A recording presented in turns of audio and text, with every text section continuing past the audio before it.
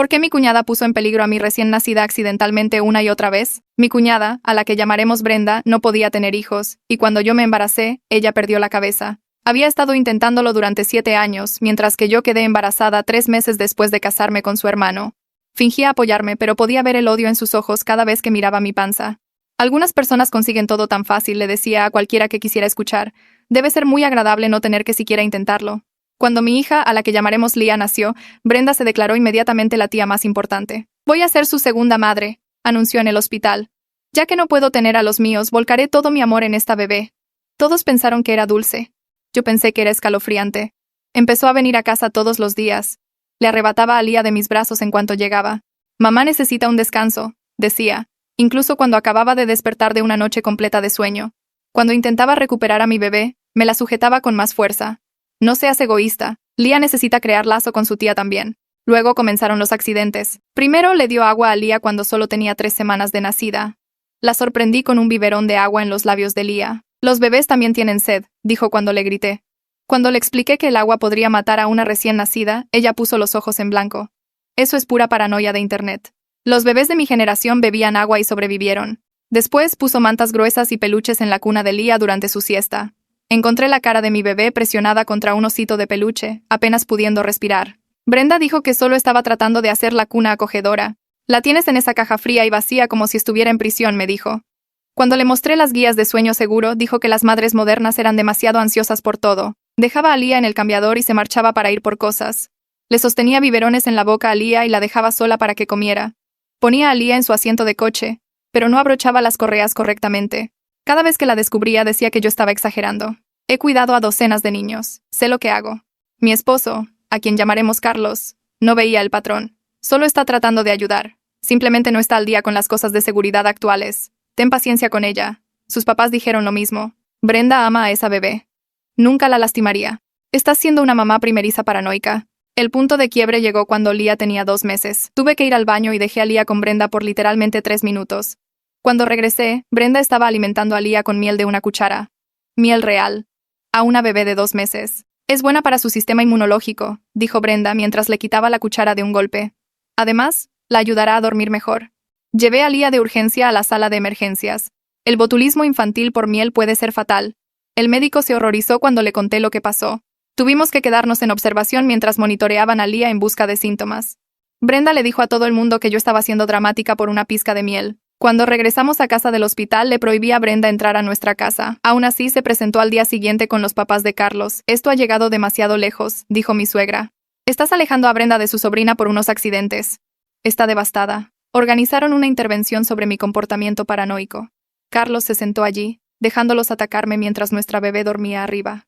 Tal vez tengas ansiedad posparto, sugirió Brenda con falsa preocupación. Eso hace que las madres vean peligro en todas partes. Fue entonces cuando oímos un golpe desde el piso de arriba. Todos corrimos a la habitación de Lía. Brenda había subido mientras me daban el sermón. Había sacado a Lía de su cuna y la había puesto en el asiento de la ventana para tomar fotos. El golpe fue Lía rodando y cayendo al suelo. Mi bebé de 2 meses estaba en el suelo gritando. Pero esa no fue la peor parte. La ventana estaba completamente abierta. El asiento de la ventana estaba pegado a ella. Si Lía hubiera rodado en la otra dirección, habría caído 2 pisos a la banqueta. Brenda estaba parada allí con su teléfono todavía en modo cámara. Solo quería algunas fotos con luz natural, dijo. Los bebés son más duros de lo que crees. Llamé al número de emergencias mientras Carlos por fin perdía los estribos con su hermana. Los paramédicos llegaron más rápido de lo que esperaba.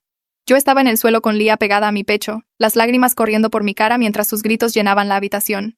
Carlos se paró sobre Brenda cerca de la ventana, con la cara completamente roja, las manos temblándole mientras le gritaba sobre qué diablos estaba pensando. Una de las paramédicas, una mujer de pelo corto y canoso, se arrodilló a mi lado y me preguntó suavemente si podía revisar a Lía. No quería soltarla, pero me obligué a entregarla, mirando cada movimiento mientras la paramédica acostaba a mi bebé en la alfombra y comenzaba a examinarla. El otro paramédico, un chico más joven, le preguntó a Carlos qué había pasado y Carlos señaló a Brenda, con la voz quebrándose mientras explicaba lo del asiento de la ventana y la ventana abierta. Brenda se quedó allí sosteniendo su teléfono aún en modo cámara y repetía que solo quería fotos con luz natural. Carlos se volvió hacia ella y le gritó que pudo haber matado a su hija, que Lía pudo haber caído 2 pisos a la banqueta, y Brenda en realidad puso los ojos en blanco y dijo que los bebés son más duros de lo que la gente cree. La paramédica de pelo canoso estaba palpando el golpe en la cabeza de Lía mientras Lía lloraba, y miró a su compañero con una expresión seria que me encogió el estómago. Me dijo que el golpe era preocupante. pero que el hecho de que Lía estuviera alerta y llorando era una buena señal.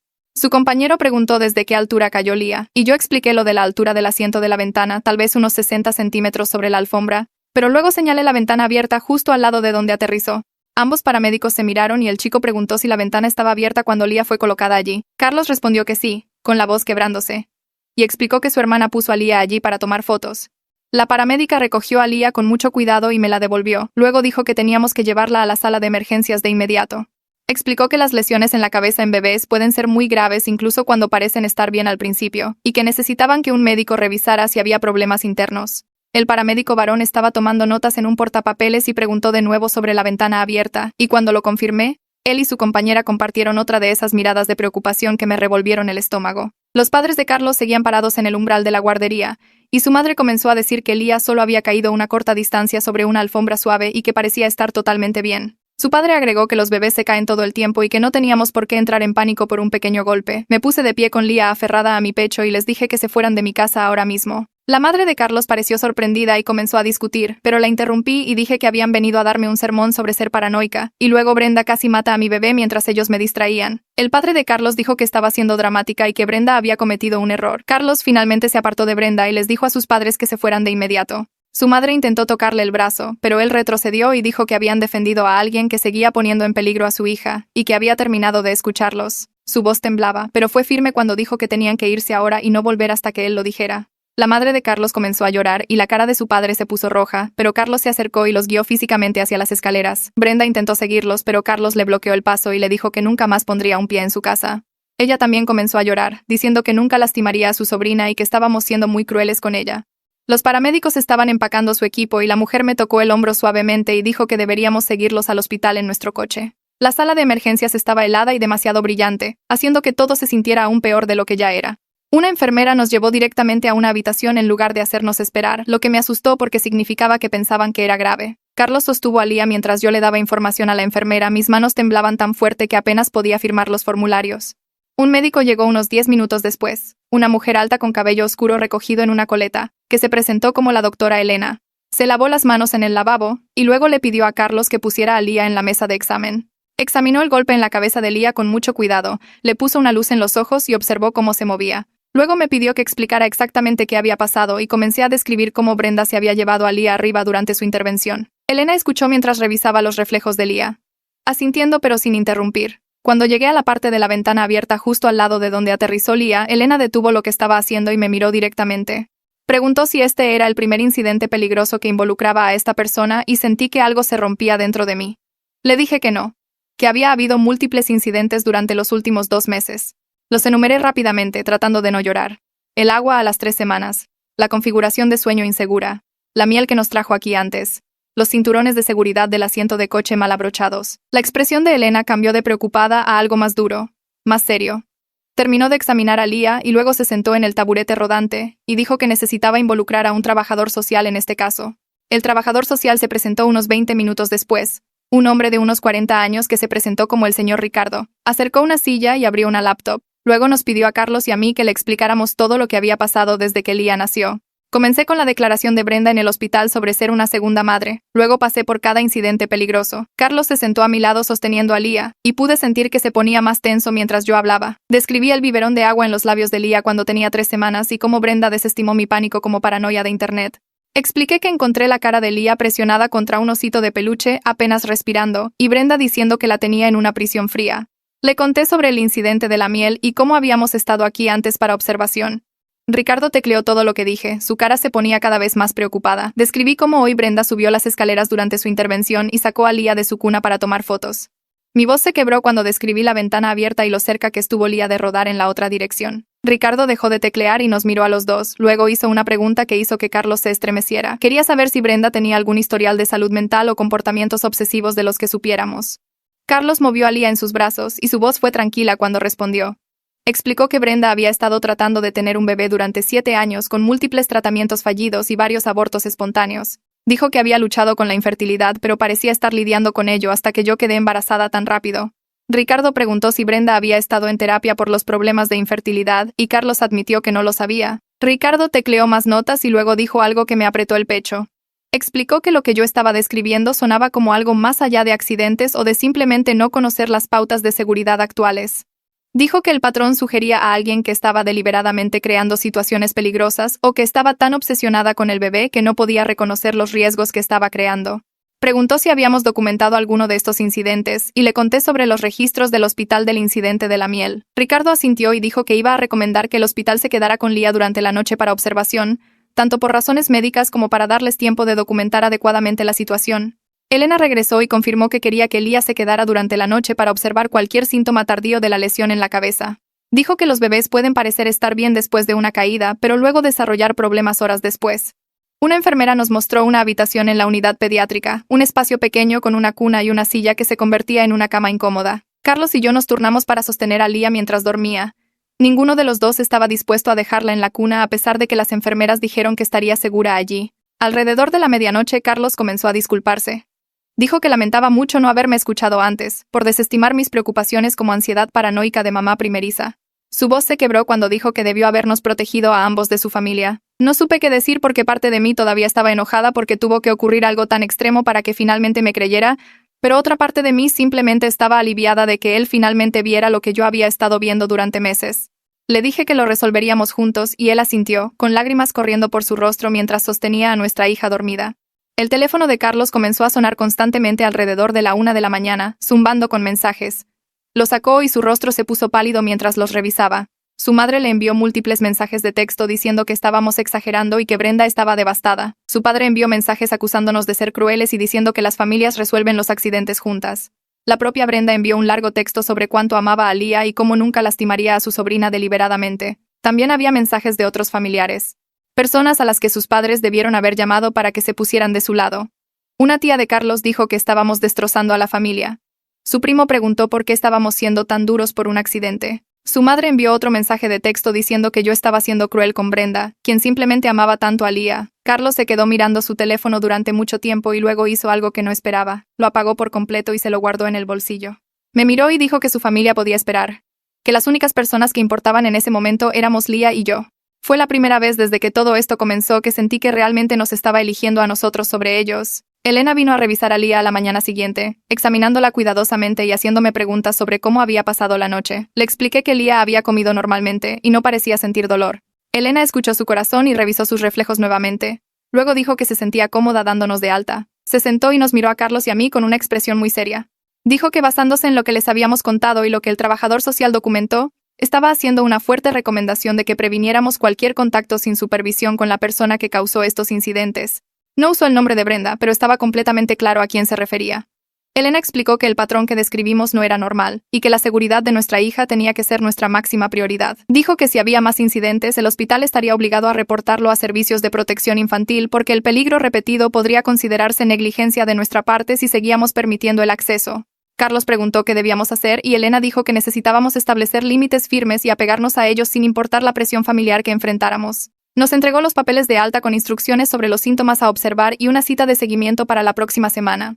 Llegamos a nuestro camino de entrada alrededor de las 10 de la mañana, y me sentía agotada de una manera que iba más allá de la simple falta de sueño. Carlos estaba conduciendo y de repente pisó los frenos con tanta fuerza que me moví bruscamente. Brenda estaba sentada en nuestro porche con un enorme ramo de flores y un oso de peluche gigante a su lado. Se puso de pie cuando vio nuestro coche, sonriendo como si nada hubiera pasado.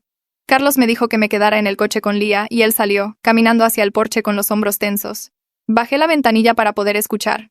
Brenda comenzó a hablar de inmediato, diciendo que estaba muy contenta de que Lia estuviera bien y que había estado preocupadísima toda la noche. Carlos la interrumpió y le dijo que tenía que irse ahora mismo. La sonrisa de Brenda se desvaneció y dijo que solo quería disculparse y ver que su sobrina estuviera bien.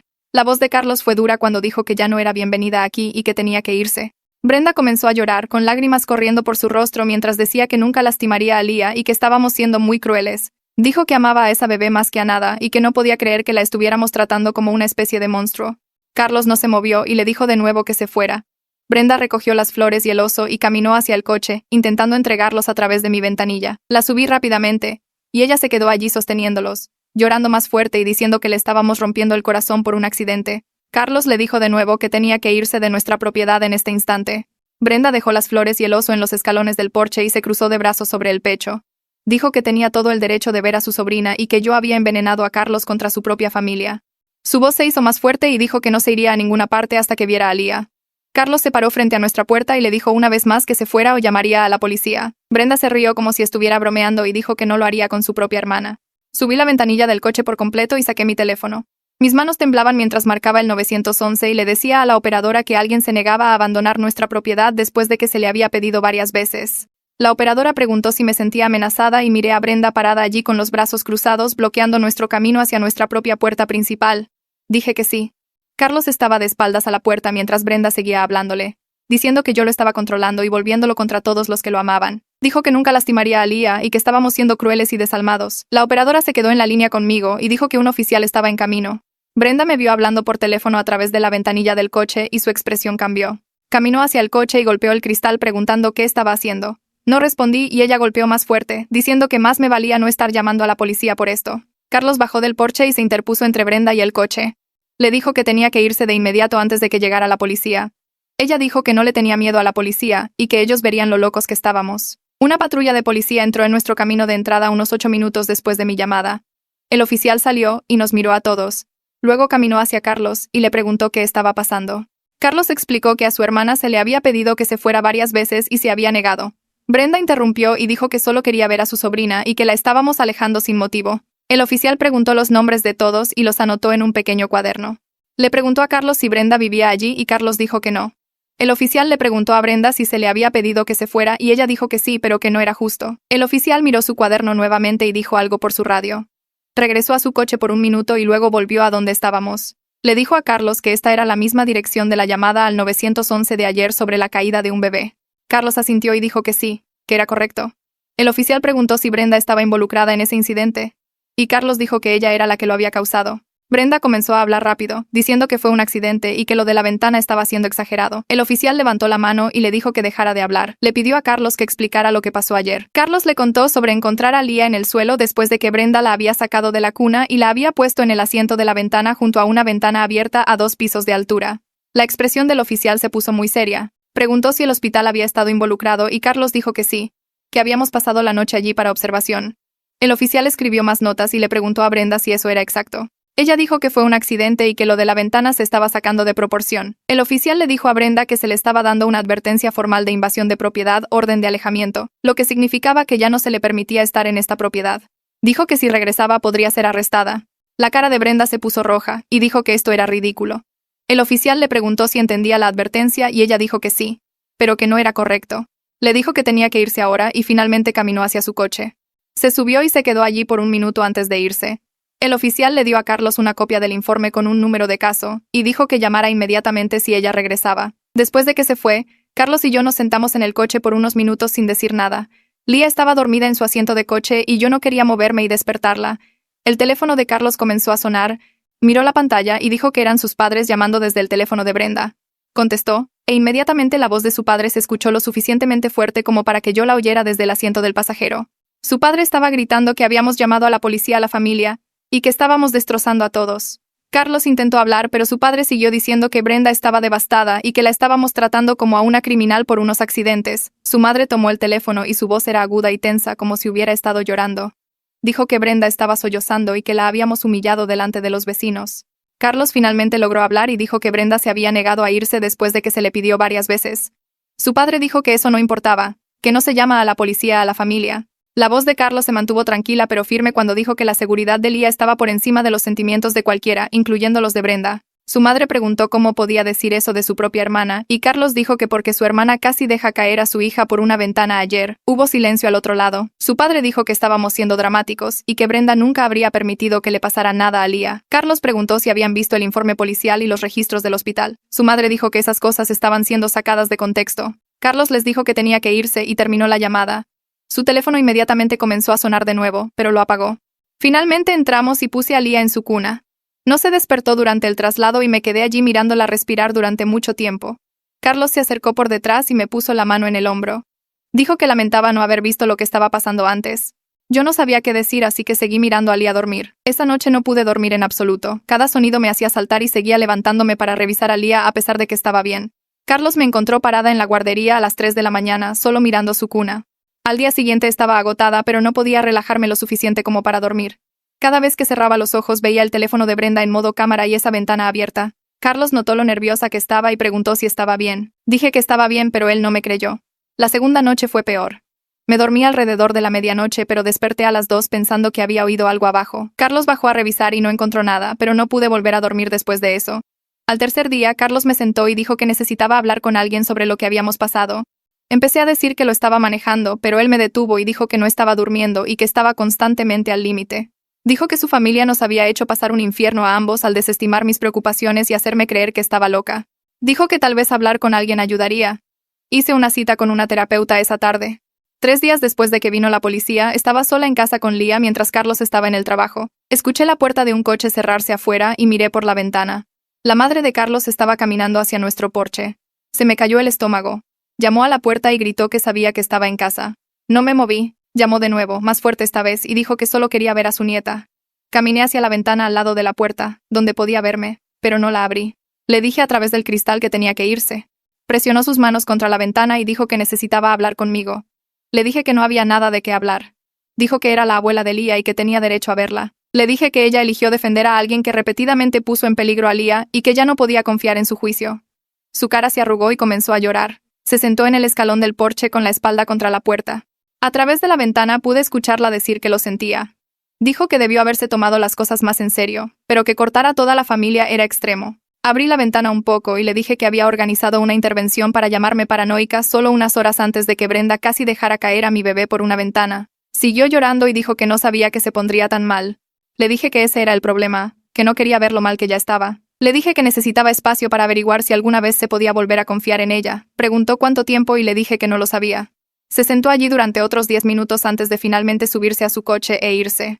Llamé a Carlos al trabajo y le conté lo que había pasado. Dijo que hablaría con su madre y le dejaría claro que no podía aparecer sin avisar. Esa semana tuve mi cita con la terapeuta. Me preguntó qué me había llevado a su consultorio y comencé a explicarle lo de Brenda y los accidentes y la ventana. Llegué a la mitad antes de empezar a llorar y no pude parar. La terapeuta me dio pañuelos y esperó. Cuando finalmente recuperé el control, terminé la historia. Le conté sobre sentirme aislada, al ser separada de toda la familia de Carlos a pesar de que sabía que era necesario. Ella escuchó todo. Y luego dijo algo que me hizo llorar de nuevo. Dijo que mis instintos maternales habían sido correctos todo el tiempo. Dijo que la respuesta de la familia a mis preocupaciones era una forma de abuso emocional llamado gaslighting, donde me hicieron dudar de mi propia percepción de la realidad. Dijo que proteger a Lía no me convertía en la villana, a pesar de que la familia de Carlos estaba tratando de ponerme en ese papel. Regresé a la semana siguiente y Carlos vino conmigo. La terapeuta le preguntó cómo estaba, y él dijo que se sentía culpable por no habernos protegido antes. Le pidió que explicara, y él habló sobre cómo había sido condicionado toda su vida para excusar el comportamiento de Brenda debido a sus luchas por la fertilidad. Dijo que la familia siempre centraba todo en el dolor de Brenda, y él no podía ver más allá de eso para reconocer lo peligrosa que se había vuelto. La terapeuta lo ayudó a comprender que su culpa era normal, pero que lo que importaba ahora era que estaba eligiendo de manera diferente. 2 semanas después del incidente de la ventana recibí un correo electrónico de Brenda. El asunto decía, por favor lee esto, y estuve a punto de eliminarlo sin abrirlo, pero hice clic. El correo electrónico era largo. Tal vez 8 párrafos. Escribió sobre cuánto amaba a Lía y cómo sus acciones provenían de un lugar de amor, no de malicia. Dijo que había comenzado a ver a un terapeuta para superar su dolor por no tener hijos. Habló sobre lo difíciles que habían sido los últimos 7 años y cómo verme quedar embarazada tan fácilmente había roto algo en ella. Todo el correo electrónico se sentía mal. Se centró en su dolor y sus luchas, no en el peligro que había creado. No hubo un reconocimiento real de que casi deja caer a Lía por una ventana o que le había dado miel a una bebé de 2 meses. Se trataba más de que yo la entendiera a ella que de que ella asumiera la responsabilidad. Le mostré el correo electrónico a Carlos y lo leyó 2 veces. Dijo que se sentía manipulador y yo estuve de acuerdo. Llevé el correo electrónico a nuestra siguiente sesión de terapia.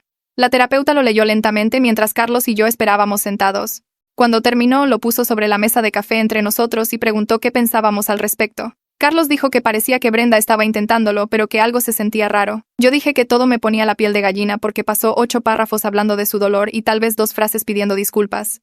La terapeuta asintió y explicó que responder sería un error. Dijo que a Brenda se le había dicho que se mantuviera alejada y que enviar este correo electrónico era en sí mismo una violación de límites. Si respondíamos, le enseñaría a Brenda que violar nuestros límites le da lo que quiere, que es contacto y atención. Carlos se desanimó y dijo que se sentía terrible ignorar a su hermana cuando claramente estaba sufriendo. La terapeuta le preguntó si el sufrimiento de Brenda hacía que Lía estuviera más segura, y él se quedó sentado en silencio durante mucho tiempo antes de decir que no. Ella le dijo que la culpa era un sentimiento normal, pero que actuar en base a ella en ese momento nos pondría de nuevo en el mismo patrón donde las emociones de Brenda importaban más que la seguridad de Leah. Carlos aceptó no responder, pero pude ver lo mucho que le costó. 3 días después llegó un sobre grueso a nuestro buzón. La dirección del remitente era la casa de los padres de Carlos, y dentro había una carta mecanografiada en papel elegante. La madre de Carlos la había escrito y su padre también la había firmado. La carta decía que entendían que estábamos molestos y necesitábamos espacio, pero que eran los abuelos de Leah y querían ser parte de su vida. Prometieron que Brenda no estaría presente en ninguna visita y sugirieron que podríamos reunirnos en un parque o restaurante donde nos sintiéramos cómodos. Dijeron que habían estado pensando en todo lo que pasó y se dieron cuenta de que debieron haber escuchado mis preocupaciones antes. La carta terminaba pidiéndonos que consideráramos dejarlos ver a su nieta bajo cualquier condición que consideráramos necesaria. Carlos la leyó 2 veces y luego me la entregó. La leí y me sentí dividida. Eran los abuelos de Leah y parte de mí quería que ella tuviera esa relación, pero se habían parado en nuestra sala y me habían llamado paranoica mientras su hija estaba arriba poniendo a mi bebé al lado de una ventana abierta. Carlos preguntó qué pensaba y le dije que no lo sabía. Pasamos toda esa noche debatiendo. Eran familia y parecían arrepentidos, pero su juicio había sido muy malo cuando más importaba. Hicimos una cita con un abogado la semana siguiente. Su nombre era Garrett y su oficina estaba en un edificio en el centro con una sala de espera que olía a alfombra vieja. Cuando nos llamó a su oficina, Carlos le explicó toda la situación mientras yo sostenía a Leah. Garrett escuchó, tomó notas e hizo preguntas sobre incidentes específicos. Cuando Carlos terminó, Garrett se recostó en su silla y dijo que, en nuestro estado, los abuelos no tienen derechos de visita automáticos. Explicó que a menos que pudieran probar que negarles el acceso dañaría a Leah, estábamos en nuestro derecho de limitar o rechazar el contacto. Carlos se sintió aliviado, pero Garrett levantó la mano y dijo que eso no significaba que no intentarían luchar contra ello en la corte. Preguntó si teníamos documentación de todo lo que pasó y Carlos dijo que teníamos registros del hospital del incidente de la miel y de la caída. Garrett dijo que eso era bueno, pero que necesitábamos más. Nos dijo que anotáramos cada incidente peligroso con fechas y horas, cada respuesta despectiva de los padres de Carlos, cada intento de contacto después de que establecimos límites. Dijo que si esto se convertía en una batalla legal por los derechos de visita de los abuelos, necesitaríamos un registro claro que mostrara por qué limitamos el acceso. La cita costó $300 y salimos sintiéndonos más preocupados que cuando llegamos. Esa noche, después de que Leah se durmió, Carlos se sentó en la computadora a redactar un correo electrónico para sus padres. Debió haber comenzado de nuevo 6 veces. Lo observé teclear, borrar y teclear de nuevo. Finalmente, tuvo algo que pensó que funcionaba. El correo electrónico decía que agradecíamos su carta y su disculpa. Decía que necesitábamos al menos 3 meses de no contacto para sanar y establecer nuestros límites familiares. Decía que después de ese tiempo consideraríamos visitas supervisadas, pero solo si reconocían la gravedad de lo que pasó y respetaban nuestras decisiones como padres en el futuro. Carlos me lo leyó en voz alta y preguntó si sonaba bien. Le dije que sonaba justo. Se quedó mirando el botón de enviar durante 1 minuto completo antes de hacer clic. Sus padres respondieron a la mañana siguiente. El correo electrónico era corto y enojado. Su madre dijo que Carlos estaba abandonando a su familia y que yo claramente lo había puesto en contra de ellos. Dijo que nunca nos perdonaría por alejar a su nieta y que estábamos siendo crueles. La parte de su padre fue peor. Dijo que si no permitíamos visitas razonables, no tendrían más remedio que ejercer sus derechos legales como abuelos. Carlos leyó el correo electrónico en el desayuno y le temblaban las manos. Me lo mostró y sentí que se me caía el estómago. La amenaza estaba allí por escrito. Llamé a la oficina de Garrett y le dejé un mensaje sobre el correo electrónico. Él me devolvió la llamada esa tarde y dijo que la amenaza en realidad ayudaba a nuestro caso porque demostraba que estaban más centrados en sus derechos que en la seguridad de Leah. Pero dijo que teníamos que tomar la documentación en serio ahora. Pasé la semana siguiente escribiendo todo. Comencé con el biberón de agua cuando Leah tenía 3 semanas y avancé a través de cada incidente que podía recordar. Las mantas y peluches en la cuna. Dejarla en el cambiador. El asiento de coche mal abrochado. La miel que nos envió a urgencias. La intervención donde me llamaron paranoica. La ventana abierta. Incluí fechas y horas lo mejor que pude recordarlas. Carlos leyó lo que había escrito y añadió detalles que yo había olvidado. Llamamos a ambos hospitales y solicitamos copias de los registros. El primer hospital los envió en unos días. El segundo dijo que tardaría 2 semanas. Pusimos todo en una carpeta que se hizo más gruesa cada vez que añadíamos algo. Luego, Brenda comenzó a aparecer en lugares. La primera vez fue en el supermercado un martes por la mañana.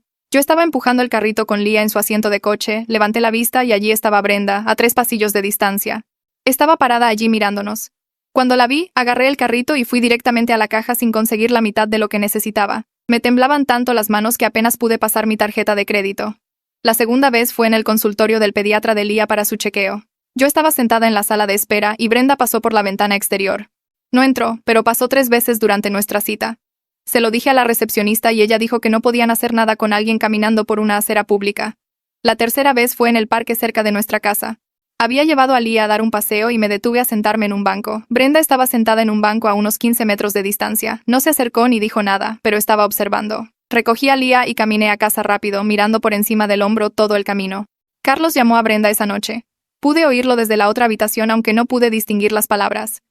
Su voz era fuerte y enojada. Cuando regresó, dijo que le había dicho que lo que estaba haciendo era acoso y que obtendríamos una orden de restricción si continuaba. Dijo que ella actuó inocente y afirmó que tenía derecho a comprar en las mismas tiendas y visitar los mismos lugares que nosotros. Técnicamente tenía razón. No estaba infringiendo ninguna ley al existir en espacios públicos, pero era tan claramente intencional. Ella sabía dónde estaríamos y se aseguró de que la viéramos. Después de eso comencé a tener ataques de pánico cada vez que necesitaba salir de casa con Lía. Se me apretaba el pecho y no podía respirar bien. Imaginaba a Brenda apareciendo donde quiera que fuéramos. Me la imaginaba intentando llevarse a Lía o provocar otro accidente. Carlos tuvo que acompañarme al supermercado porque ya no podía hacerlo sola. En mi siguiente cita, la terapeuta me enseñó algunos ejercicios de respiración para usar cuando comenzaba el pánico. Me hizo practicar notar 5 cosas que podía ver, 4 cosas que podía tocar, 3 cosas que podía oír, 2 cosas que podía oler y 1 cosa que podía saborear. Ayudó un poco, pero no lo suficiente. Hicimos un plan de seguridad para diferentes escenarios. Si Brenda se acercaba a nosotros en público, me alejaría de inmediato y llamaría a Carlos. Si intentaba tocar a Lía, gritaría pidiendo ayuda y llamaría a la policía. Si nos seguía, conduciría a la estación de policía en lugar de ir a casa. Tener planes me hacía sentir un poco más en control, pero todavía me sentía asustada cada vez que salía de casa. Carlos llamó a su jefe esa tarde y le explicó todo. Dijo que necesitaba una licencia familiar para ayudarme en un momento difícil y para proteger a nuestra bebé de una situación peligrosa. Su empleador aprobó 2 semanas de inmediato. Carlos colgó y me dijo que se quedaría en casa para asegurarse de que me sintiera segura y para estar listo si su familia intentaba algo más. A la mañana siguiente, nos sentamos en la mesa de la cocina con Lía durmiendo en su Moisés entre nosotros. Carlos dijo que necesitábamos cambiar nuestras rutinas para que Brenda no pudiera predecir dónde estaríamos. Hice una lista en un bloc de notas. Compraríamos en el supermercado al otro lado de la ciudad en lugar del habitual. Iríamos al parque en un vecindario diferente. Variaríamos la hora a la que salíamos de casa cada día. Solo le diríamos a mi mejor amiga y a mi mamá nuestros planes reales. Carlos añadió que deberíamos usar diferentes rutas cuando condujéramos a lugares y estacionarnos en diferentes sitios. Se sentía extremo, como si nos estuviéramos escondiendo de un acosador. Pero eso era básicamente en lo que se había convertido Brenda. Nos estábamos escondiendo de su propia hermana porque aparecía en todos los lugares a donde íbamos, observándonos desde la distancia con esa expresión vacía en su rostro. Carlos se acercó a la mesa y me apretó la mano. Dijo que lamentaba que hubiéramos llegado a esto. Pero la seguridad de Lía era más importante que sentirse normal. Probamos nuestro nuevo sistema esa semana. Carlos nos llevó a un supermercado a 20 minutos de distancia al que nunca habíamos ido antes. Seguí mirando por encima del hombro todo el tiempo que compramos, esperando ver a Brenda aparecer al final de un pasillo. Ella no apareció. Fuimos a un parque al otro lado de la ciudad y en realidad me relajé lo suficiente como para empujar a Lía en los columpios para bebés. Ninguna Brenda mirando desde un banco. Condujimos a casa usando una ruta más larga que nos llevó a través de vecindarios por los que normalmente no pasábamos. Empecé a respirar con más calma. Tal vez la imprevisibilidad estaba funcionando. Tal vez ella no podía encontrarnos y no sabía dónde estaríamos. El jueves por la tarde Garrett llamó y dijo que había recibido una solicitud extraña. La terapeuta de Brenda se había puesto en contacto con él preguntando si participaríamos en una sesión conjunta de terapia familiar para trabajar hacia la reconciliación. La terapeuta dijo que Brenda estaba progresando en el manejo de su dolor por la infertilidad y quería reparar la relación con nosotros. La voz de Garrett se puso seria cuando me dio su consejo. Dijo que no teníamos absolutamente ninguna obligación de participar en la terapia de Brenda. Dijo que estas sesiones conjuntas podrían usarse para manipularnos y hacer que abandonáramos nuestros límites. Dijo que los terapeutas a veces presionaban para la reconciliación sin comprender completamente el peligro involucrado. Me dijo que declinara la solicitud y que no me sintiera culpable por ello. Le di las gracias y colgué. Cuando Carlos llegó a casa después de recoger comida para llevar, le conté sobre la llamada. Parecía cansado y triste, pero estuvo de acuerdo con Garrett. No íbamos a ayudar a Brenda a sentirse mejor por lo que había hecho. Estábamos protegiendo a nuestra hija, no manejando las emociones de su hermana. A la semana siguiente, el teléfono de Carlos comenzó a sonar con mensajes de familiares lejanos. Su primo envió un largo mensaje de texto llamándonos vengativos y diciendo que estábamos castigando a Brenda por algo que no era enteramente su culpa. Su tío dejó un mensaje de voz diciendo que teníamos que ser más indulgentes. El teléfono de Carlos zumbaba constantemente con opiniones de parientes que ni siquiera habían estado allí para ninguno de los incidentes. Pero luego llamó la tía de Carlos, la que siempre había sido callada en las reuniones familiares. Dijo que quería hablar con nosotros dos.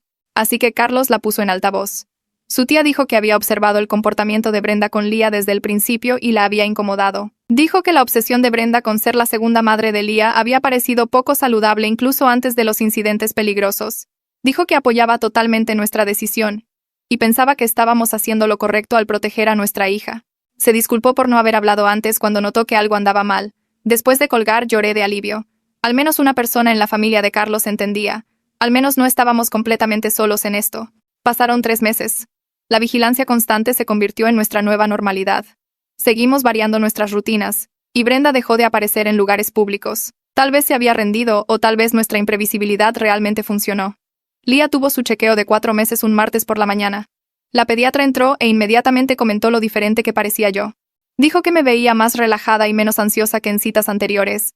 Le expliqué que habíamos cortado el contacto con el miembro de la familia que había estado causando las situaciones peligrosas. La doctora asintió y dijo que podía ver la diferencia positiva tanto en Lía como en mí. Dijo que Lía también parecía más tranquila, captando mis niveles reducidos de estrés. Revisó a Lía a fondo y dijo que se estaba desarrollando perfectamente. Al salir del consultorio me di cuenta de que la doctora tenía razón. Me sentía diferente. Los constantes ataques de pánico se habían desvanecido. Podía llevar a Lía a lugares sin que se me apretara el pecho. Todavía miraba por encima del hombro, pero el miedo ya no me consumía. 2 días después, llegó un sobre grueso por correo dirigido tanto a Carlos como a mí. La dirección del remitente era la casa de los padres de Carlos. Lo abrí en la mesa de la cocina mientras Carlos le daba un biberón a Lía. Dentro había una carta de 2 páginas escrita a mano por su madre. La leí en voz alta a Carlos. Sus padres dijeron que habían tenido tiempo para pensar en todo lo que pasó. Reconocieron que debieron haberse tomado las preocupaciones de seguridad más en serio. Dijeron que entendían ahora que el patrón de incidentes era peligroso.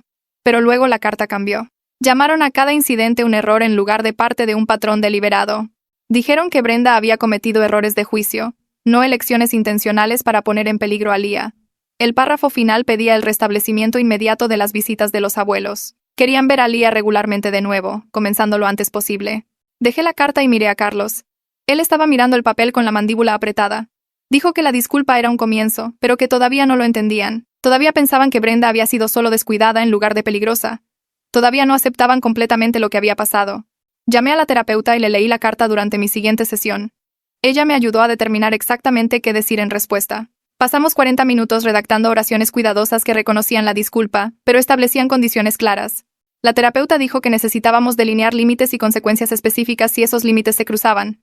Escribimos que agradecíamos que reconocieran que debieron habernos escuchado antes. Escribimos que necesitábamos ver un respeto sostenido por nuestras decisiones como padres antes de que pudiéramos considerar visitas. Luego enumeramos las condiciones. No se hablaría de Brenda durante las visitas. No habría intentos de minimizar lo que pasó o llamar a los incidentes errores. No habría visitas sorpresa a nuestra casa. Todas las reuniones serían programadas con anticipación en lugares públicos solamente. La terapeuta dijo que fuera específica, para que no hubiera lugar para malentendidos. Carlos escribió la respuesta esa noche y la envió por correo electrónico para que tuviéramos un registro de exactamente lo que habíamos dicho. La madre de Carlos respondió a la mañana siguiente. Su correo electrónico era corto y decía que estaba de acuerdo con nuestros términos, pero pude sentir el resentimiento en cómo escribía. Dijo que entendía que necesitábamos tiempo, pero implicó que estábamos siendo demasiado duros. Dijo que seguiría nuestras reglas a pesar de que pensaba que eran excesivas. Acordó reunirse en un restaurante familiar a la semana siguiente. Terminó el correo electrónico diciendo que esperaba que eventualmente viéramos que ellos solo querían lo mejor para Lía. Le reenvié el correo electrónico a la terapeuta y le pregunté si el tono también le molestaba a ella. Me devolvió la llamada en 1 hora. Dijo que el correo electrónico mostraba que la madre de Carlos estaba aceptando nuestros límites mientras seguía creyendo que estábamos equivocados al establecerlos. Dijo que procediéramos con la visita, pero que estuviéramos listos para irnos de inmediato si se cruzaban los límites. Me recordó que estábamos haciendo esto por la relación de Lía con sus abuelos, no para hacer que los padres de Carlos se sintieran mejor. La visita al restaurante tuvo lugar el sábado por la tarde. Los padres de Carlos ya estaban sentados en una cabina cuando llegamos con Lía en su asiento de coche. Se pusieron de pie cuando nos vieron y los ojos de la madre de Carlos fueron directamente a Lía. Dijo que Lía se había puesto muy grande y preguntó si podía sostenerla. Dije que sí y observé cuidadosamente mientras sacaba a Lía del asiento de coche. Fue gentil y cariñosa, arrullando a Lía y besando su frente. El padre de Carlos preguntó sobre el horario de sueño de Lía y su rutina de alimentación.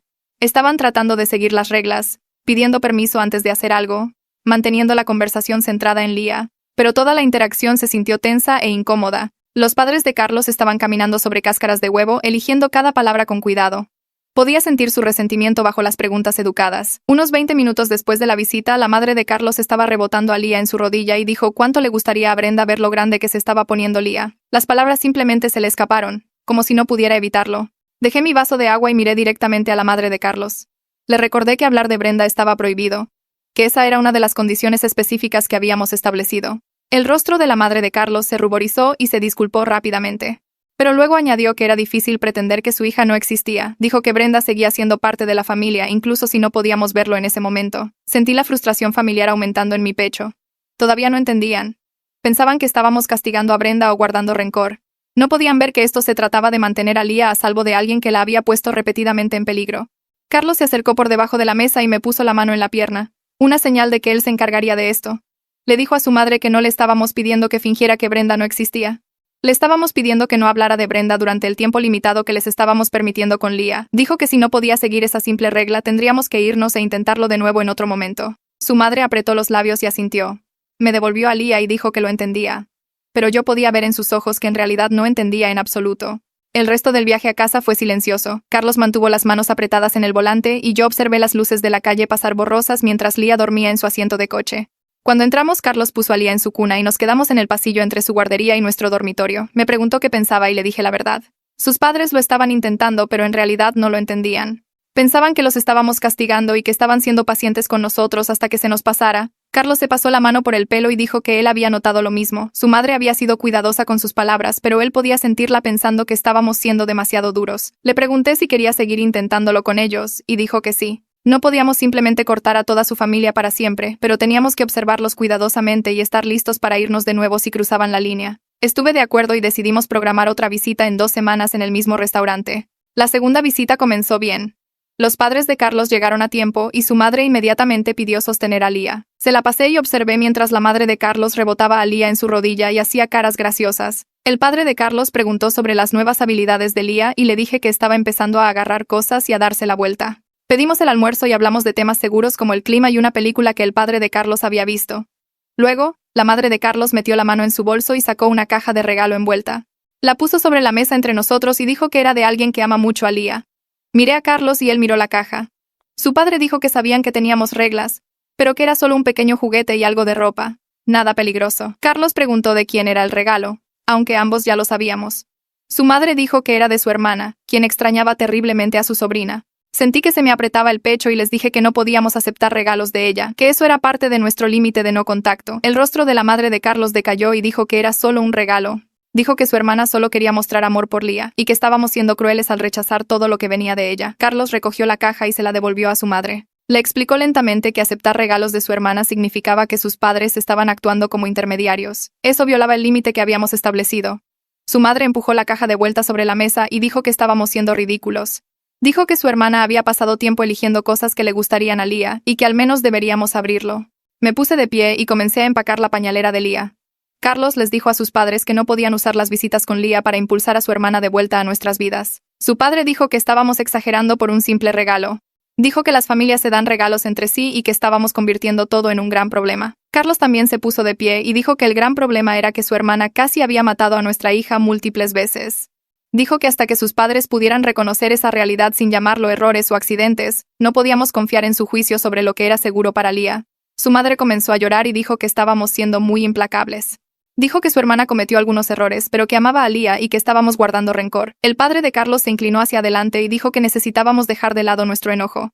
Dijo que el perdón significaba superar lo que pasó y dar segundas oportunidades a la gente. Carlos puso su mano en mi espalda y dijo que el perdón no significaba darle acceso continuo a alguien que había dañado a su hija. Dijo que proteger a Leah no se trataba de rencores o enojo. Se trataba de seguridad básica y del hecho de que su hermana había demostrado que no se podía confiar en ella cerca de nuestra bebé.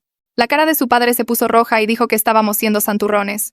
Dijo que todo el mundo comete errores con los bebés y que estábamos actuando como si su hija fuera una especie de monstruo. Carlos dijo que su hermana le había dado miel a una bebé de 2 meses y la había dejado al lado de una ventana abierta. Esos no eran errores, esas eran elecciones peligrosas que podrían haber matado a Leah. Recogí a Leah del regazo de su madre y la puse en su asiento de coche. Su madre me agarró el brazo y dijo que no podíamos irnos. Dijo que habían seguido todas nuestras reglas y que los estábamos castigando por intentar ayudar a su hermana. Aparté mi brazo y le dije que traer regalos de su hermana no era seguir nuestras reglas. Era poner a prueba nuestros límites para ver hasta dónde podían llegar. Carlos tomó el asiento de coche y caminamos hacia la salida del restaurante.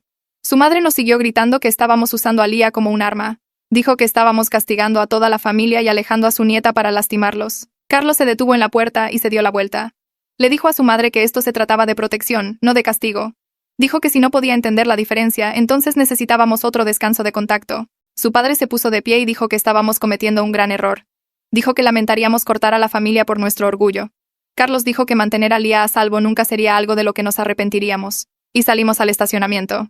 Condujimos a casa en silencio de nuevo. Las manos de Carlos temblaban en el volante y pude ver lágrimas en su rostro. Cuando entramos, se sentó en el sofá con la cabeza entre las manos. Puse a Lia en su balancín y me senté a su lado. Dijo que no podía creer que sus padres todavía no lo entendieran. Después de todo lo que pasó, todavía pensaban que estábamos siendo demasiado duros con su hermana. Puse mi mano en su rodilla y dije que algunas personas nunca lo entenderían completamente. Carlos dijo que había pensado que si les dábamos tiempo y establecíamos límites claros, eventualmente verían por qué teníamos que proteger a Lia, pero que nunca iban a elegir la seguridad de nuestra hija por encima de los sentimientos de su hermana. Dijo que no sabía si podría seguir intentándolo con ellos. Le dije que no teníamos que decidir nada en ese momento. Podríamos tomarnos otro descanso y ver cómo nos sentíamos en unas semanas. Carlos asintió y se secó los ojos. Dijo que necesitaba enviarles un correo electrónico y decirles que nos estábamos tomando un espacio de nuevo. Le dije que lo ayudaría a escribirlo. Llamé a la terapeuta a la mañana siguiente y le pregunté si tenía algún espacio esa semana. Nos acomodó 2 días después y Carlos y yo nos sentamos en su consultorio mientras Lia jugaba en una manta en el suelo. Elena preguntó cómo habían ido las visitas con los padres de Carlos y le conté lo de los regalos de su hermana. Carlos explicó cómo sus padres habían defendido traerlos y cómo toda la visita se había desmoronado. Elena asintió y dijo que no estaba sorprendida. Dijo que algunos miembros de la familia nunca aceptan completamente la responsabilidad de facilitar comportamientos dañinos. Podrían reconocer que algo malo sucedió, pero siempre lo minimizarán o repartirán la culpa. Carlos preguntó si sus padres alguna vez entenderían realmente por qué teníamos que mantener a su hermana alejada de Lia. Elena dijo que tal vez sí y tal vez no. Dijo que lo importante era que no podíamos esperar a que ellos entendieran antes de proteger a nuestra hija. Teníamos que aceptar que tal vez nunca tendríamos la relación cercana con sus padres que habíamos esperado. La voz de Carlos se quebró cuando dijo que eso era difícil de aceptar. Elena dijo que por supuesto que era difícil. Estaba de luto por la pérdida de las relaciones familiares que pensó que tendría. Había imaginado a sus padres siendo abuelos involucrados y a su hermana siendo una tía amorosa. En cambio, estaba eligiendo entre la seguridad de su hija y su familia lejana. Ese era un lugar terrible para estar, y estaba bien sentirse triste por ello. Carlos habló sobre cómo siempre había imaginado a Lia creciendo cerca de sus padres. Había imaginado cenas de domingo y días festivos y sus padres cuidando a la bebé mientras salíamos a citas. Dijo que se sentía culpable de que Lia no conociera a sus abuelos como él había conocido a los suyos. Elena se inclinó hacia adelante y dijo que Carlos estaba construyendo algo importante, incluso si no se parecía a lo que había imaginado. Estaba creando una nueva cultura familiar basada en la seguridad y los límites saludables. Le estaba enseñando a Lia que sus padres siempre la protegerían, incluso cuando les costara relaciones que valoraban. Eso era un regalo, incluso si significaba perder conexiones familiares tóxicas. Dijo que Lia crecería sabiendo que sus padres la ponían primero y eso era más valioso que tener abuelos que facilitaban comportamientos peligrosos. Carlos asintió lentamente y dijo que nunca lo había pensado de esa manera. Elena dijo que el duelo y hacer lo correcto podían coexistir al mismo tiempo. Podía sentirse triste por perder a su familia mientras también sabía que estaba tomando la única decisión que mantenía a Lia a salvo. Pasaron 5 meses. Nos establecimos en una rutina sin los padres de Carlos ni su hermana. Lia tenía 7 meses y estaba empezando a sentarse sola. Carlos y yo habíamos encontrado un ritmo como padres y ya no tenía ataques de pánico cuando salíamos de casa. Luego llegó una carta de un bufete de abogados que no reconocí. La abrí parada en el buzón y sentí que se me caía el estómago. Era una carta de cese y desista en nombre de su hermana, alegando que la estábamos difamando. La carta decía que habíamos estado diciéndole a la gente que había puesto en peligro a Lia y que estas declaraciones falsas estaban dañando su reputación. Exigía que dejáramos de hacer estas afirmaciones de inmediato o enfrentaríamos acciones legales. Entré y le entregué la carta a Carlos. La leyó 2 veces y luego llamó a Garrett. Nos reunimos con él a la tarde siguiente y leyó la carta cuidadosamente. Dijo que era infundada porque solo habíamos compartido información veraz con profesionales médicos y familiares cercanos. La verdad era una defensa completa contra la difamación, pero dijo que la carta mostraba la continua negativa de su hermana a aceptar la responsabilidad por lo que había hecho. En lugar de reconocer su comportamiento peligroso, estaba tratando de silenciarnos legalmente. Garrett dijo que la amenaza legal en realidad podría ser contraproducente para ella. Explicó que responder requeriría que él preparara documentación formal de todo lo que pasó. Recopilaría todos los registros hospitalarios del incidente de la miel y la caída. Obtendría declaraciones de los médicos que trataron a Lia. Documentaría cada incidente peligroso con fechas y detalles. Dijo que si ella realmente presentaba un caso de difamación, usaríamos toda esta evidencia en la corte. Eso crearía un registro público permanente de sus acciones al que cualquiera podría acceder. Sería mucho peor para su reputación que cualquier cosa que hubiéramos dicho en privado a la familia. Carlos preguntó si deberíamos preocuparnos de que presentara una demanda real. Garrett dijo que probablemente no una vez que su abogado viera la evidencia que teníamos. La mayoría de los abogados no tomarían un caso de difamación cuando el acusado pudiera probar que todo lo que dijo era cierto.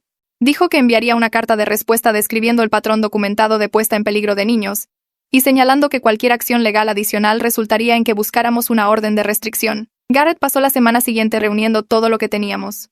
Obtuvo copias de los registros de urgencias de ambas visitas al hospital. Obtuvo declaraciones de los médicos que trataron a Leah. Compiló mis relatos escritos de cada incidente con fechas y detalles específicos. Organizó todos los mensajes de texto y correos electrónicos de la familia de Carlos. Cuando terminó, tenía una carpeta de 5 centímetros de grosor documentando el comportamiento peligroso de su hermana. Redactó una carta de respuesta al abogado de ella que tenía 4 páginas.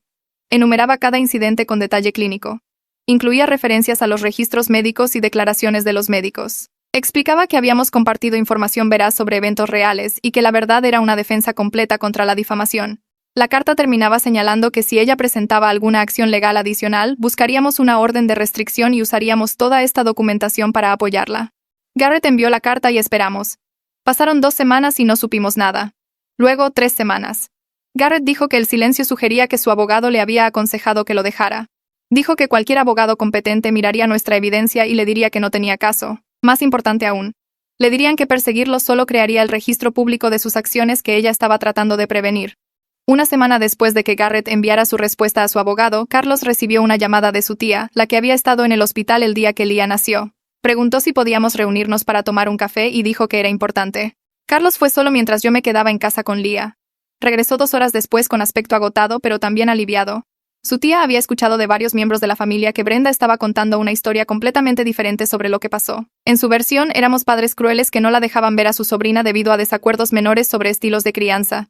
Se estaba pintando a sí misma como la víctima de nuestra paranoia sobreprotectora. Su tía dijo que sabía que algo andaba mal con esa historia porque había visto cómo actuaba Brenda en el hospital cuando Leah nació, la forma en que había tratado de sostener a Leah antes de que yo siquiera pudiera, la forma en que había hablado de ser la segunda madre de Leah. Dijo que debió haber dicho algo en ese momento, pero no quería causar drama familiar. Ahora estaba preguntando qué había pasado realmente porque las piezas no encajaban. Carlos le contó todo, cada incidente peligroso, cada vez que intentamos abordarlo, cada vez que sus padres habían defendido a Brenda. Le mostró los registros del hospital de ambas visitas a urgencias. Le mostró la documentación que Garrett había compilado. Su tía se sentó allí con lágrimas corriendo por su rostro diciendo que lamentaba mucho no haber hablado antes. Dijo que la mitad de la familia creía la versión de Brenda y la otra mitad sospechaba que había más en la historia, pero nadie sabía la verdad. Carlos preguntó si creía que deberíamos intentar aclarar las cosas con otros miembros de la familia. Ella dijo que sí, que la gente merecía saber lo que realmente pasó para que pudieran tomar decisiones informadas sobre sus relaciones con todos los involucrados. Durante las siguientes 2 semanas, Carlos y yo tuvimos conversaciones cuidadosas con algunos miembros de la familia en los que confiábamos. Su tía y su tío vinieron a nuestra casa y les mostramos todo. La cronología de incidentes, los registros médicos, las declaraciones de los médicos, los textos de sus padres defendiendo a Brenda. Su tío no dejaba de negar con la cabeza, diciendo que sabía que Brenda había estado luchando con su infertilidad, pero nunca imaginó que esto la había afectado tan gravemente. Ambos se disculparon por no habernos contactado antes, por asumir que todo estaba bien cuando habíamos dejado de ir a las reuniones familiares. La prima de Carlos vino por separado y su reacción fue diferente. Dijo que siempre había pensado que Brenda era demasiado intensa acerca de querer involucrarse con Leah. Recordó a Brenda haciendo comentarios durante mi embarazo sobre cómo ella sería la que le enseñaría a Leah todo lo importante. Cómo tendría un vínculo especial con ella, que nadie más entendería. Su prima había pensado que era raro en ese momento, pero supuso que Brenda estaba simplemente emocionada por ser tía. Cuando le mostramos lo que realmente había pasado, se enojó. No con nosotros, sino con Brenda y con los padres de Carlos por facilitarle las cosas. Dijo que sus propios hijos ya eran mayores, pero que nunca más dejaría que Brenda los cuidara después de escuchar esto. También hablamos con el tío de Carlos por parte de su madre, un pediatra retirado que siempre había sido amable conmigo. Revisó la documentación médica y dijo que el patrón era claro y profundamente preocupante.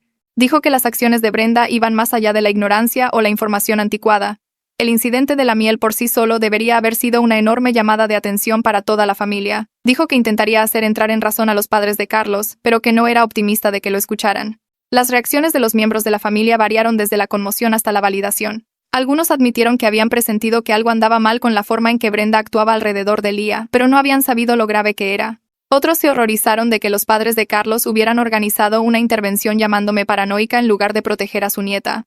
Algunos dijeron que habían notado que Brenda se volvía más obsesiva y aislada a lo largo de los años de tratamientos de fertilidad, pero nadie había sabido cómo ayudarla. La prima de Carlos se ofreció a organizar reuniones familiares en su casa que excluirían específicamente a Brenda y a los padres de Carlos. Dijo que quería que sus hijos conocieran a Lía, y que quería que siguiéramos sintiéndonos conectados con los miembros de la familia que entendían lo que habíamos pasado. Dijo que los padres de Carlos habían tomado su decisión de priorizar a Brenda sobre la seguridad y la comodidad de todos los demás, y esa elección tenía consecuencias. Otros miembros de la familia estuvieron de acuerdo. En un mes, hubo una clara división en la familia lejana de Carlos entre las personas que nos creían y apoyaban nuestros límites y las personas que creían la versión de Brenda o no querían involucrarse. Tener incluso algunos miembros de la familia que entendieran nuestra posición marcó una gran diferencia para Carlos. Se había sentido como si hubiera perdido a toda su familia al elegir proteger a Lía. Ahora se dio cuenta de que había perdido las partes tóxicas de su familia, pero había mantenido las relaciones saludables. Su tía le dijo que a veces las familias necesitan fracturarse a lo largo de las líneas de falla que siempre estuvieron allí, y que lo que pasó con Brenda solo reveló problemas que habían existido durante años. 6 meses después del incidente de la ventana, la prima de Carlos organizó una fiesta de cumpleaños para su hija mayor. Dejó claro en la invitación que Brenda y los padres de Carlos no estaban invitados, y que este era un espacio seguro para todos los demás. Decidimos ir porque Lía ya tenía 7 meses y queríamos que conociera a su familia lejana. Entrar a esa fiesta fue extraño. Había probablemente 20 personas allí, todas relacionadas con Carlos de varias maneras, y ninguna de ellas era su familia inmediata. Su tía se apresuró en cuanto llegamos, y pidió sostener a Lía. Sentí que todo mi cuerpo se tensaba, pero Carlos me apretó la mano y asintió. Su tía sostuvo a Lía con cuidado, sosteniendo su cabeza y hablándole suavemente. No intentó quitárnosla ni desaparecer en otra habitación. Después de unos minutos me devolvió a Lía y dijo que era hermosa y claramente estaba prosperando.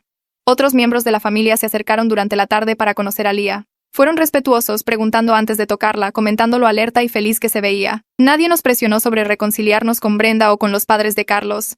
Nadie sugirió que estábamos exagerando o siendo demasiado cuidadosos. Fue la primera reunión familiar a la que asistimos desde que Lía nació en la que no pasé todo el tiempo en modo de lucha o huida. La prima de Carlos me apartó en un momento y dijo que estaba contenta de que viniéramos. Dijo que le había preocupado que nos sintiéramos demasiado incómodos para mantener cualquier conexión familiar, y quería que supiéramos que teníamos familia que se preocupaba por nosotros y respetaba nuestras decisiones. Me di cuenta de que estaba llorando, y ella me abrazó y dijo que estaba bien, que habíamos pasado por algo traumático y que se nos permitía seguir procesándolo. Más tarde en la tarde, la abuela de Carlos apareció. Yo no sabía que vendría y sentí que me tensaba de nuevo. Ella había estado en la intervención, sentada en silencio mientras su hija y su yerno me atacaban. Nunca había llamado después para disculparse o preguntar por Lía, pero caminó directamente hacia Carlos y le preguntó si podían hablar en privado. Salieron al patio trasero y estuvieron fuera durante casi 20 minutos. Cuando regresaron, los ojos de Carlos estaban rojos y los de su abuela también. Ella se acercó a donde yo estaba sentada con Lía y preguntó si podía sentarse. Dije que sí, y ella se sentó a mi lado y miró a Lía por un largo momento. Luego se volvió hacia mí y se disculpó. Dijo que había notado el comportamiento de Brenda desde el principio, la forma en que había tratado de tomar el control en el hospital, la forma en que había hablado de Lía como si fuera su propia bebé. Dijo que había tenido un mal presentimiento al respecto, pero no habló porque no quería causar drama familiar. Dijo que cuando yo había expresado preocupaciones sobre las prácticas de sueño inseguras y los otros incidentes, ella había pensado que yo podría tener razón. Pero de nuevo, se quedó callada. Luego, cuando ocurrió la intervención, se sentó allí y dejó que su hija me llamara paranoica cuando sabía en su interior que algo andaba muy mal con la forma en que Brenda estaba actuando. Dijo que había sido una cobarde y que su silencio casi le cuesta la vida a Lía. Dijo que lo lamentaba cada día y que entendía si yo nunca la perdonaba. Preguntó si había alguna manera de que pudiera tener una relación con Lía separada de los padres de Carlos, y prometió que nunca mencionaría a Brenda ni presionaría para la reconciliación. Carlos me contó más tarde lo que su abuela le había dicho en el patio trasero. Le había dicho que su madre siempre había facilitado los peores comportamientos de Brenda porque se sentía culpable por la infertilidad de Brenda. Su madre tuvo 3 hijos fácilmente, y Brenda no podía tener ninguno. Y su madre había pasado años tratando de compensarlo dejando que Brenda tuviera lo que quisiera. Cuando Brenda se obsesionó con Lía, su madre no pudo verlo como peligroso porque estaba demasiado ocupada tratando de ayudar a Brenda a llenar el vacío de no tener a su propio hijo. Su abuela dijo que había intentado hablar con su hija al respecto, pero su madre no escuchaba. Dijo que la familia había evitado el conflicto durante generaciones, y ese patrón había permitido que el comportamiento de Brenda escalara hasta el punto en que un bebé casi moría. Dijo que Carlos estaba rompiendo ese patrón al elegir la seguridad de su hija sobre la paz familiar y que estaba orgullosa de él, a pesar de que significara fracturar a la familia.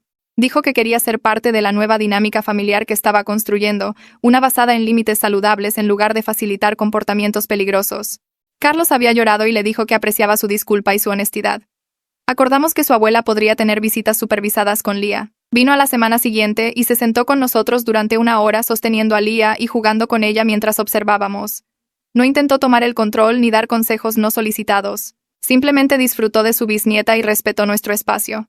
Cuando se fue, nos dio las gracias por darle una oportunidad y dijo que haría lo que fuera necesario para reconstruir nuestra confianza. Yo había estado viendo a la terapeuta durante 7 meses en ese momento y la terapia estaba ayudando.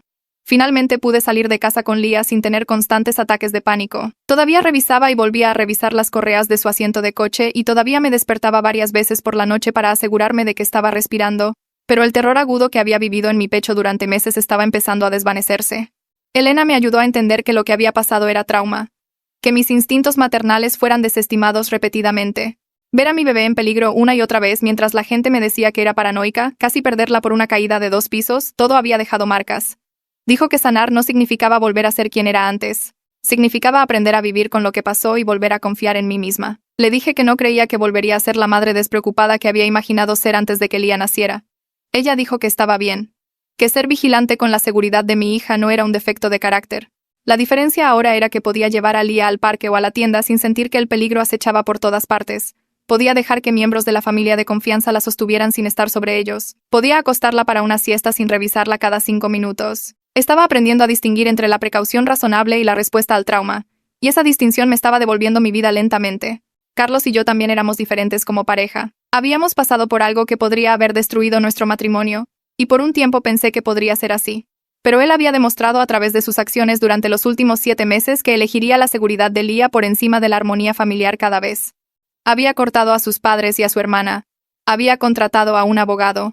Había confrontado a toda su familia en el hospital y de nuevo en cada intento que hicieron de traspasar los límites. Había ido a terapia conmigo y trabajado a través de su culpa por no protegernos antes. Había reconstruido mi confianza en él pieza por pieza, mostrándome que entendía por qué me había sentido tan sola y desestimada en esos primeros meses. Ahora teníamos una regla. Si yo decía que algo se sentía inseguro con Leah, nos deteníamos y hablábamos de ello de inmediato. Sin desestimar, sin excusar, sin priorizar los sentimientos de otras personas sobre mis preocupaciones.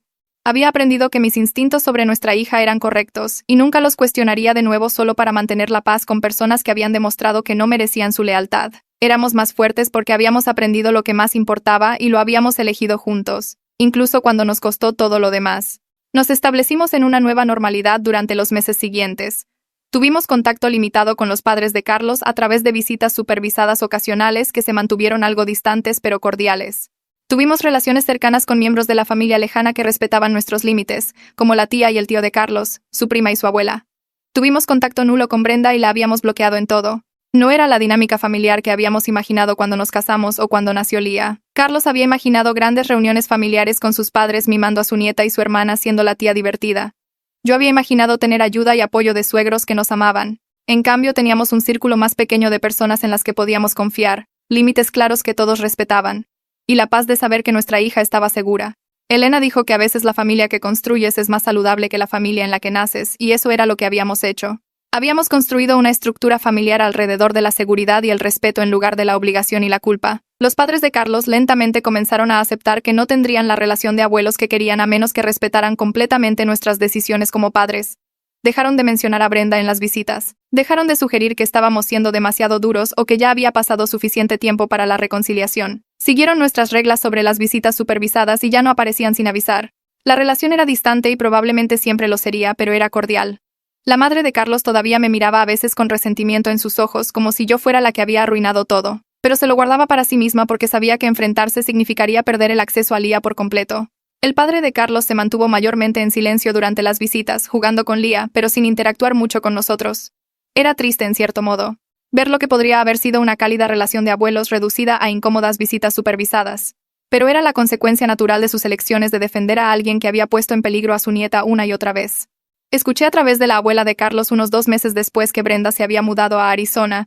Llamó a Carlos una tarde mientras él estaba jugando con Leah en el suelo de la sala. Dijo que Brenda había empacado y se había ido sin decírselo a la mayor parte de la familia. Solo les envió un mensaje de texto a sus padres diciendo que necesitaba un nuevo comienzo en otro lugar. Carlos colgó el teléfono y me miró con una mezcla de alivio y tristeza en su rostro. Parte de él estaba contento de que estuviera lejos, donde no podía aparecer en el supermercado o pasar en coche por nuestra casa. Parte de él lamentaba a la hermana que pensó que tenía antes de que todo esto sucediera. Yo sentí principalmente alivio. La distancia física significaba que podía respirar más fácil cuando salía con Leah, pero no cambiamos nuestros límites solo porque Brenda se mudó al otro lado del país. La geografía no arreglaba lo que estaba roto en ella ni borraba lo que había hecho. Podría mudarse a Alaska y no cambiaría el hecho de que había puesto repetidamente a mi hija en peligro. La regla de no contacto se mantuvo porque la distancia no sana a alguien que se niega a ver que estaba equivocado. El primer cumpleaños de Lía se acercó más rápido de lo que esperaba. Había pasado tantos de esos primeros meses en modo de supervivencia, solo tratando de mantenerla a salvo y superar cada día. Ahora casi caminaba, balbuceaba constantemente y tenía esta enorme sonrisa que iluminaba todo su rostro. La miré una mañana mientras desayunaba y me di cuenta de lo diferente que se sentía todo. Confiaba completamente en mi instinto ahora. Cuando algo se sentía mal con Lía, actuaba de inmediato sin dudar ni preocuparme por parecer paranoica. Había construido un círculo de personas a nuestro alrededor que respetaban nuestras reglas y entendían por qué existían. La tía de Carlos se comunicaba regularmente. Su prima nos invitaba a cosas familiares que se sentían seguras. Elena se había convertido en algo más que nuestra terapeuta. Era alguien a quien podía llamar cuando necesitaba discutir decisiones difíciles. Había aprendido la lección más importante de todas, que proteger a mi hija importaba más que mantener la paz con personas que no la protegerían también. Algunas relaciones cuestan demasiado mantenerlas. Perder a los padres de Carlos como abuelos activos dolió. Perder a su hermana como familia dolió, pero mantener a Lía a salvo valió cada pérdida. Planeamos la fiesta de cumpleaños de Lía en nuestra casa con las personas que nos habían apoyado a través de todo. La tía y el tío de Carlos vinieron temprano para ayudar a colocar las decoraciones. Su prima trajo a sus hijos, que fueron gentiles con Lía y siguieron todas nuestras reglas de seguridad. Elena llegó con un regalo envuelto en papel brillante cubierto de mariposas. Nuestros amigos cercanos, que me habían escuchado llorar y enfurecerme durante los peores meses, vinieron con comida y afecto. Los padres de Carlos llamaron esa mañana preguntando si podían venir. Carlos les dijo que podían pasar por una hora, pero eso era todo. Llegaron justo a tiempo, luciendo incómodos y fuera de lugar entre personas que genuinamente celebraban con nosotros en lugar de juzgarnos. La madre de Carlos sostuvo a Lía por unos minutos y cantó feliz cumpleaños con todos los demás. Su padre tomó algunas fotos, pero se fueron antes de que cortáramos el pastel diciendo que tenían otros planes. Su partida temprana dolió menos de lo que pensé que lo haría. Había esperado sentirme triste o enojada al verlos irse. En cambio, me sentí bien. Teníamos una habitación llena de gente que amaba a Lía y nos respetaba como sus padres. Vi a Lía sentada en su silla alta con su pastel de cumpleaños frente a ella. Lo miró por un segundo como si no estuviera segura de qué hacer. Luego agarró un puñado y lo apretó entre sus dedos, riendo mientras la crema se esparcía por todas partes. Todos se reunieron alrededor tomando fotos y animándola. Estaba cubierta de glaseado azul, sonriendo a toda la atención, completamente segura y feliz. Miré alrededor. A la tía de Carlos mostrándole a Lía cómo aplastar el pastel con más fuerza. A los hijos de su prima cantándole. A Elena sonriendo desde el otro lado de la habitación. A Carlos parado a mi lado con su mano en mi espalda. Estas personas nunca pondrían a Lía en peligro deliberadamente. Nunca desestimarían mis preocupaciones ni me dirían que estaba siendo paranoica. Nunca elegirían los sentimientos de otra persona por encima de la seguridad de mi hija. La fractura con la familia de Carlos dejó cicatrices que probablemente llevaría para siempre. Ahora era más cuidadosa, más cautelosa con quien confiaba con Lía. Todavía tenía momentos en los que la revisaba mientras dormía solo para asegurarme de que estaba respirando. Pero mi hija estaba a salvo, estaba prosperando. Estaba rodeada de personas que la protegerían de la manera que ella merecía. Eso era lo que más importaba. Todo lo demás, todo el dolor y la pérdida y el drama familiar valió la pena por este momento, aquí mismo.